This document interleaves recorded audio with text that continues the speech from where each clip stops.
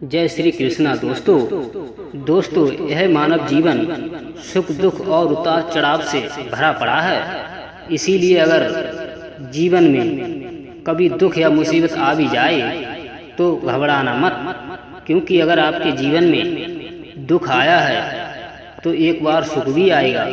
अर्थात मुश्किल समय में दुखी न होकर उस मुश्किल समय को दूर भगाने के लिए आपको डटकर लड़ना पड़ेगा। तो आइए दोस्तों, एक बहुत ही ज्ञानवर्धक प्रसंग के माध्यम से यह समझाने का प्रयास करते हैं कि किस प्रकार हम अपने दुखों को दूर कर सकते हैं। दोस्तों, एक जंगल में एक बहुत ही जहरीला सर्प रहता था। वह जिस स्थान पर रहता था उस रास्ते से गुजरने की किसी की हिम्मत नहीं पड़ती थी। एक बार एक साधु उसी रास्ते से जा रहे थे जिस रास्ते में वह जहरीला सर्प रहता था। वह सर्प आकार में बहुत ही बड़ा था। उस सर्प ने साधु को आता देखकर उनका रास्ता रोक लिया। साधु भी यह सब देखकर थोड़ा घबरा गए, परंतु थोड़ी हिम्मत जुटाकर सर्प से कहने लगे, हे सर्पराज, किस कारण से आपने मेरा रास्ता रोका है? साधु की बात सुनकर सर्प को गुस्सा आ गया और उसने साधु के ऊपर आक्रमण कर दिया। तब साधु जी ने अपने तपोबल से उसी समय सर्प को विषहीन कर दिया और साधु कहने लगे, हे अत्याचारी, तूने बिना कारण बिना वजह पर हमला क्यों किया? इसीलिए मैं तुम्हें विषहीन कर देता हूँ। जिस विष की वजह से तुम्हें बहुत घमंड था, अब उसका नाश हो चुका है। तेरा व्यवहार तो दुष्टों की तरह होना चाहिए, तभी तो यहाँ से गुजरने वाले राहगीरों को तू मृत्यु के घाट उतार देता है। परंतु हर बुरे कर्मों का अंत बुरा ही होता है।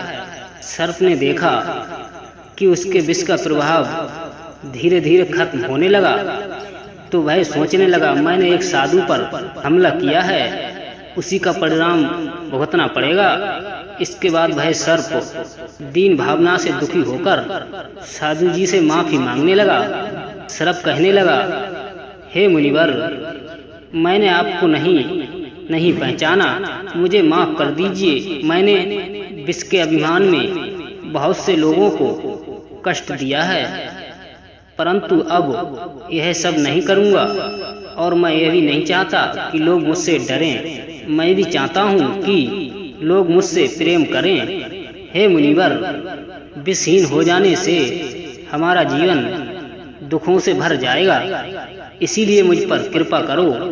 मैं अवश्य ही दुष्टता का त्याग कर दूंगा। सर्प के द्वारा करोड़ सर में बार बार क्षमा याचना करने लगा।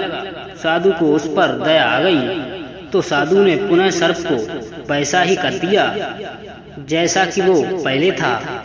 और जाते जाते समय साधु जी ने कहा, अभी अभी जो बातें तुमने मुझसे कही हैं उस पर अड़े रहना।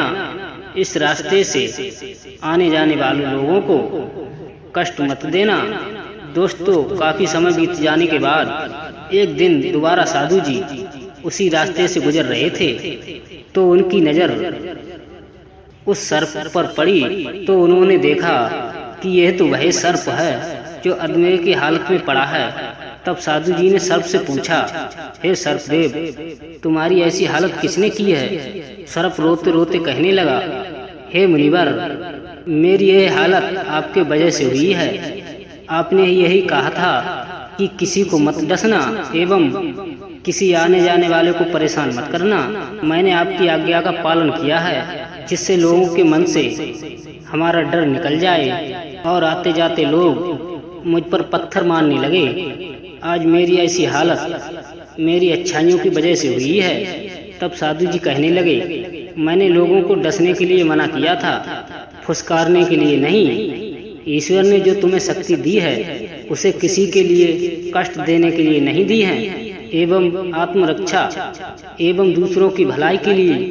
दोस्तों, हमें अपनी जीवन में जरूरत से ज्यादा सीधा बनकर नहीं रहना चाहिए, अन्यथा वैसी ही हालत हो जाएगी जैसी सर्प की हुई है।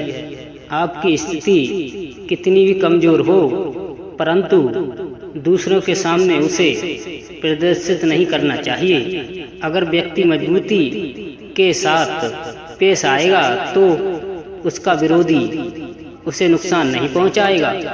तो दोस्तों, आशा करते हैं इस कहानी के माध्यम से आपको बहुत कुछ समझ में आया होगा कि ज़्यादा सीधा बनने से क्या फ़ायदे होते हैं और क्या नुकसान। और हम इसी तरह ज्ञानवर्धक कहानियाँ लाते रहेंगे। तो हमारे चैनल को सब्सक्राइब अवश्य करें। जय श्री कृष्णा, राधे राधे।